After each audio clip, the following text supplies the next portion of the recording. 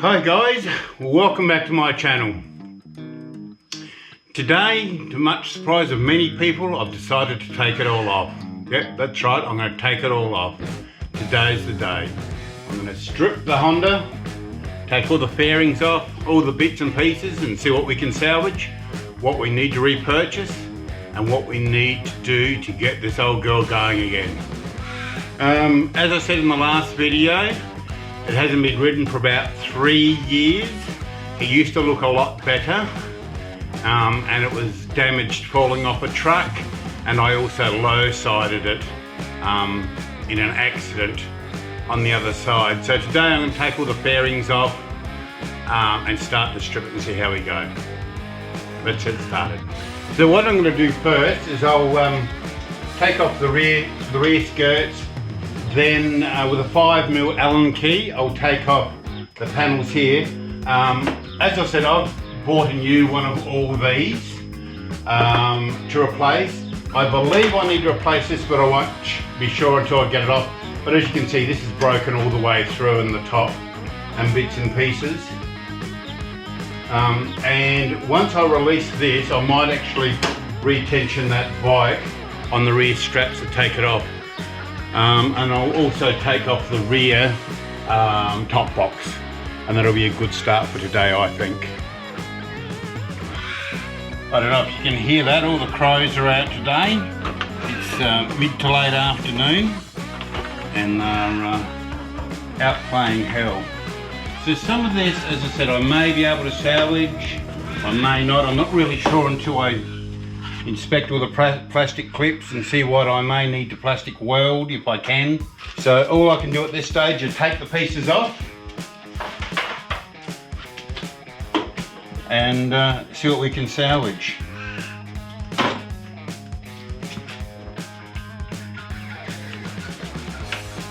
Not sure what this is, just a piece of plastic.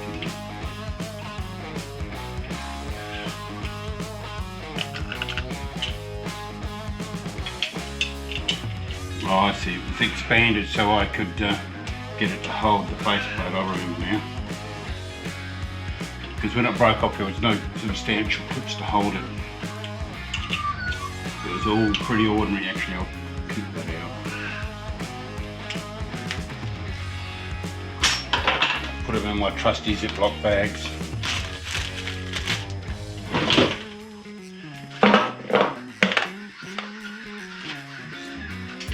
Most of these come out fairly easy. What I'll do is I'll buy a new fairing a bolt kit. You can buy them on eBay for about $20, I think. And it contains all the bolts necessary to reattach the fairing and bits and pieces. So I might do that, but I will put these aside at the moment, just to keep them all together and see how we go. When the bike was transported down from Queensland, it was handled by 3 different courier companies or transport companies, and they damaged the fairing as well. They also broke and crashed parts of it, but no one would accept responsibility because there were 3 different transport companies. The last transport company that had it down had cinched it down so tight they had broken the springs. Not broken the springs, busted the seals. They were keeping it down. They had it strapped across the windscreen, around my brakes, and then down to whatever they were doing, and they had it cinched down so tight that it had broken the seals on the left hand side. So from the get-go, the bike was never going to be right.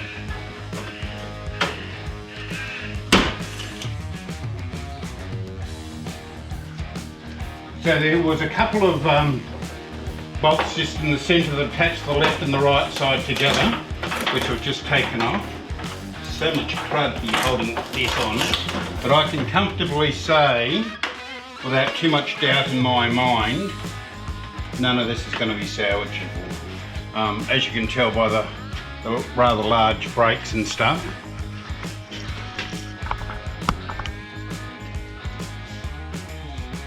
By the larger rather large cracks and breaks and things, this isn't going to be worth salvaging. Maybe as a guideline where to put the insulation rubber and things, and even all that is pretty damaged. You might be able to see there, I mentioned a friend of mine was fixing some of the spider cracks in it, and that's one of the repairs he did for me prior to the bike coming down and being destroyed.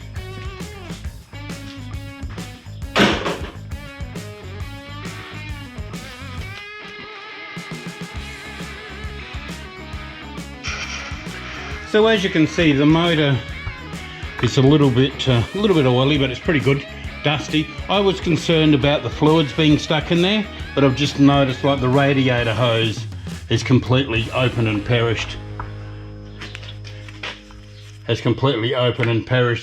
So I'm not too fearful of excess radiator fluid and things in there. It was in primer colour, as I said when I asked him to send it down. But already that's looking 100% better even without that fairing. So I'll take you around to the other side.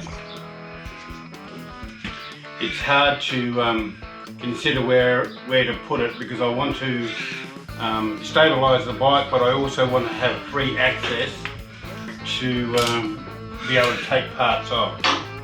So this will suffice now, but I may need to move it again. I get closer to doing other stuff.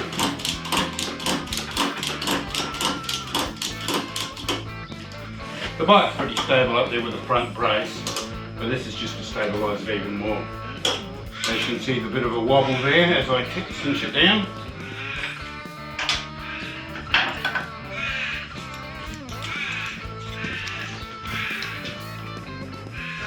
And around this side we go.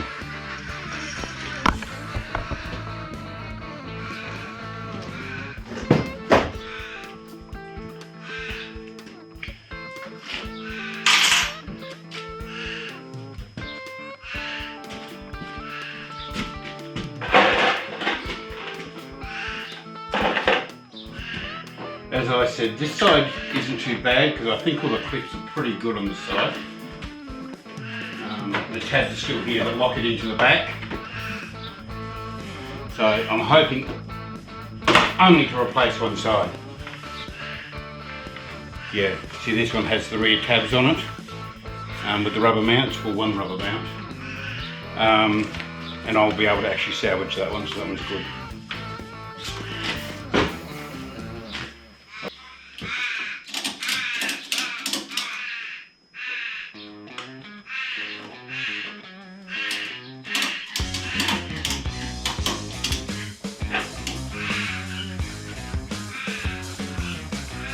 This one has a couple of extra bolts on it, but the other one didn't on the other side, which is a bit strange. That probably explains why it wouldn't attach to the bike. Because there was nowhere to actually attach it, because it looks like all the lugs have been broken off.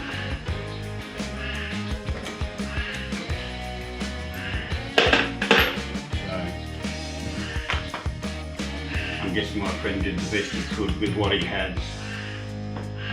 He was working on it at his own pace, which was fine, but when I needed it there and then, and I think he just put it back together for me.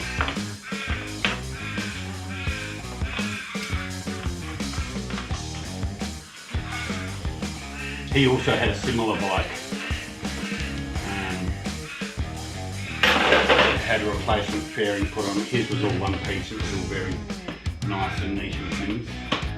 Where this one was original, I think this was aftermarket, like my new one will be.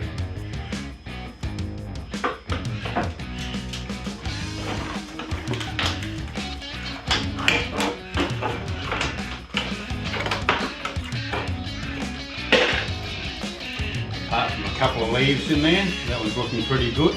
Definitely going to have to change all the hoses and bits and pieces because they're all swollen and cracked. And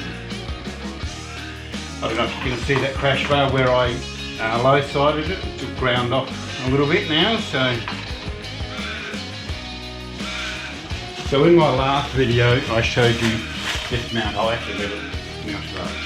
But this is the one that goes in here, all nice and new, all with the proper mounts. and it has the lower pan on it as well. It just hasn't been pre-drilled. So when I do it, I'll drill it and reinforce it. But that's the one that goes there. Again, I have the top one, and I have the one for the other side as well. But even looking at that, it's so much better. So what I'm going to do now is I'll take off the rear top box through this. If I recall, when I was putting it on, I had to take the indicators off to get this bar around. So I'll proceed with that. There's 2 screws either side holding the indicators on in the mudguard, so I'll start with that. This with a stub nose screwdriver. With any luck they'll come out.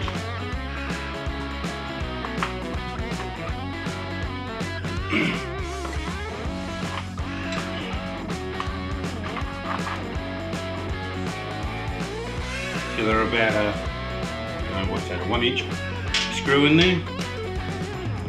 Problem is seeing them. And underneath, I don't know if you people know that sometimes you can use a spanner to help undo it. This particular one is a 26mm, so it fits into the handle and it gives you little bit of extra leverage. I'm not sure if that's why the handles are designed like that, but it certainly does help in certain situations. Of course, they're going to be difficult just to be annoying to me today. Looks like there's 2 hard ones and 2 easy ones. Yeah, I think I might have to come back once I get these out, because these are just going to be awkward. I've got 2 easy ones and 2 difficult ones, which is always the way, because God forbid I have things come apart easily on me.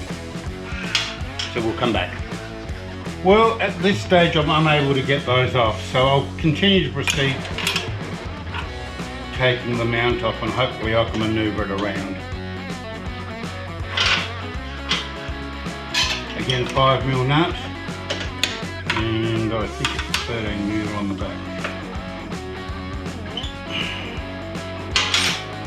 So once I get this framework off and this top cover, I might be able to take the mudguard off and remove the screws, because I'm just working with it blind, so I can't really see where I am or what I'm doing with it. For a long time this was my only form of transport, and there was no way of carrying anything on it, like shopping or whatever. That's why I put the top box on, which was handy because it holds quite a bit, but it was always in contention because the rear indicator lights are broken up by the rear bar. So whenever I'd meet the constabulary for any reason, they would question me about it. And at the time I just had the bike registered, and I said, oh no, it's passed. They passed it because they did the tests, lying through my teeth knowing damn well they didn't. But I never got booked for it again. There's a little bit of controversy with it because, as I said, the rear bar blocks part of the indicator. Okay, with a little bit of wriggling and manipulation, I've been able to pull the top box off, and it's looking different already.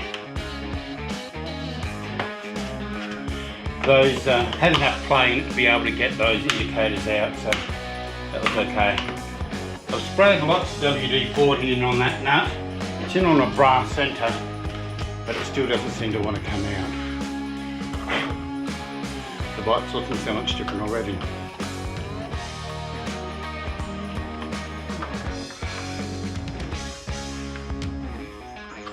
No, she doesn't want to come off.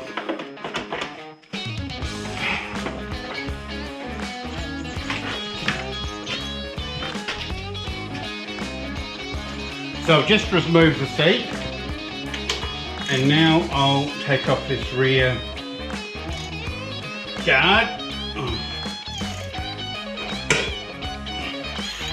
which is 4 12mm bolts.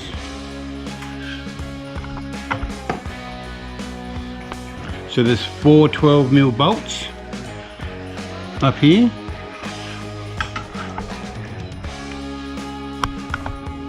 Well, that's a bit embarrassing.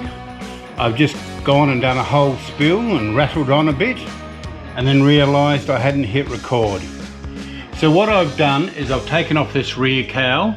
There's a little bit of damage here. Oops. There's a little bit of damage in here that's been repaired, so I might see if I can find another one of those at a reasonable price. That was held in with 1 screw and a couple of slide-in tabs and the 4 bolts that removed the hand grip.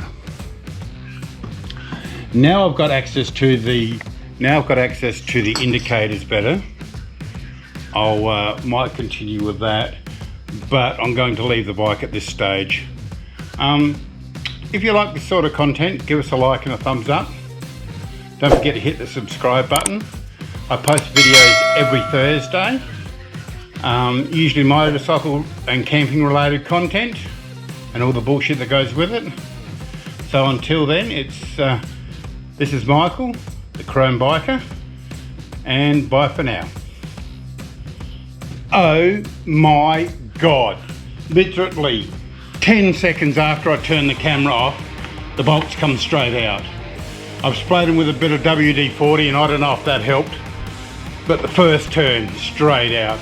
I don't believe this shit. I'm hoping the rest of the bike isn't going to be this difficult. Anyway, bye for now.